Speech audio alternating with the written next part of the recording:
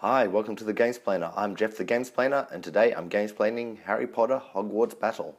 In the game of Harry Potter Hogwarts Battle, you are working cooperatively to defeat Voldemort and his various other associates before he manages to take control of the 2 location cards. I have set up the game as if it is game 1 of the box. There are 7 games in the box. I don't want to give away spoilers of what comes and happens in the future games, so we're just having a look at game 1 and let's run through it. So this game is a deck building game. What that means is everyone starts with 10 cards.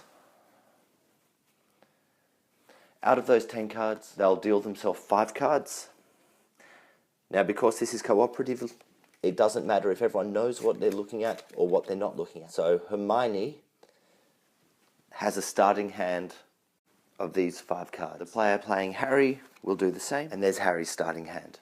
So the flow of action is, according to the location card, it will tell you how many dark arts cards to reveal.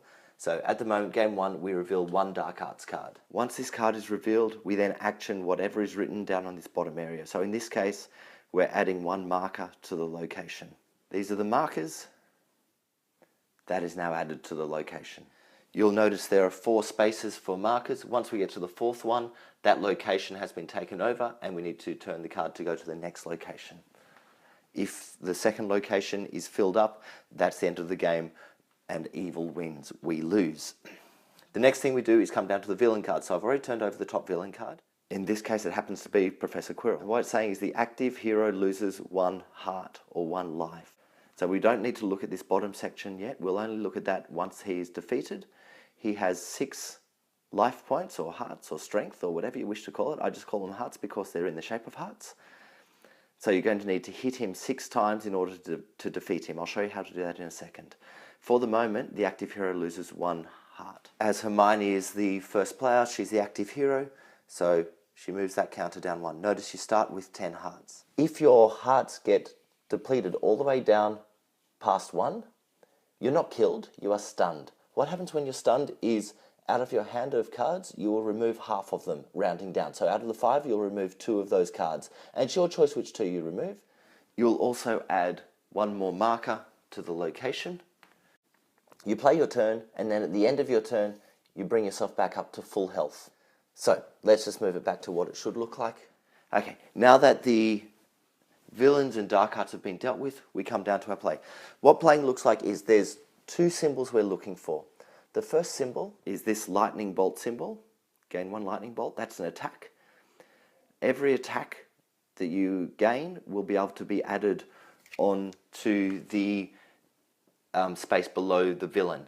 And once there's 6 of those markers, that's what they look like, in this space, that villain is dead, and we go and have a look at what the reward does. So for the moment, if Hermione chooses to play this half of the card, because she really doesn't need to use the other half to gain 2 more hearts, she's on 9, that's pretty good. So she'll gain the 1 lightning, and then that card gets put into a discard pile. The other marking we're looking for is this one. That's gaining influence. Quite often I just call them coins because they look like coins, they look like monies. They're not actually money, they're just influence.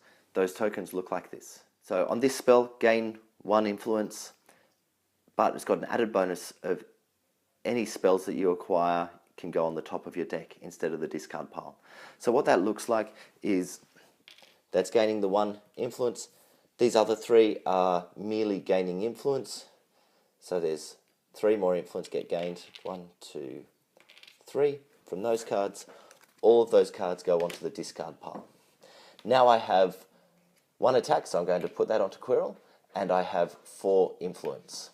All attacks and influence must be used each turn. You can't hang on to them from turn to turn. With my 4 influence, I can purchase any of the cards available. So the number in the bottom right-hand corner of the cards on the right-hand side of your board shows you how much influence you need in order to purchase the card. So for my 4 influence, I will purchase this spell.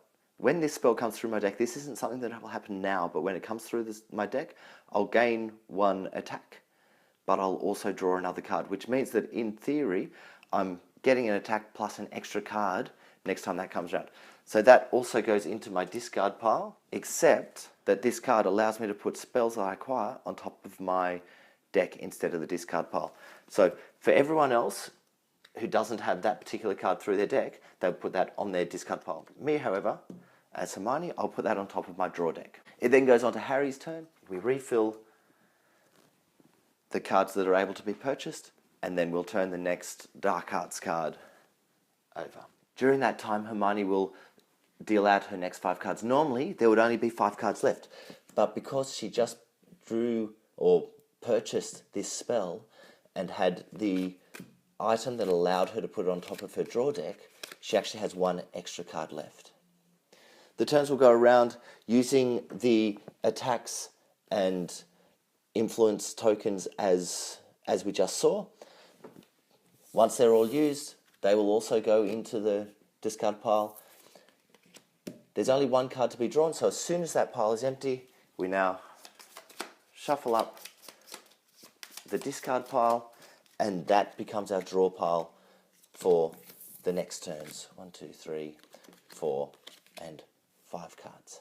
It's as simple as that. Once we manage to get 2, 3, 4, 5, 6 of these attacks onto Quirrell's villain, he will be discarded over there as a completed villain card, but also all heroes will gain 1 influence and 1 heart.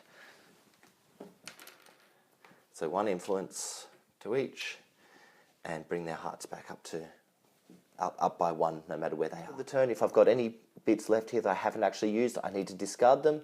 If that was Harry's turn that completed that villain, I gain 1, and I can use that in my coming up turn. That's pretty much all there is to Harry Potter Hogwarts Battle.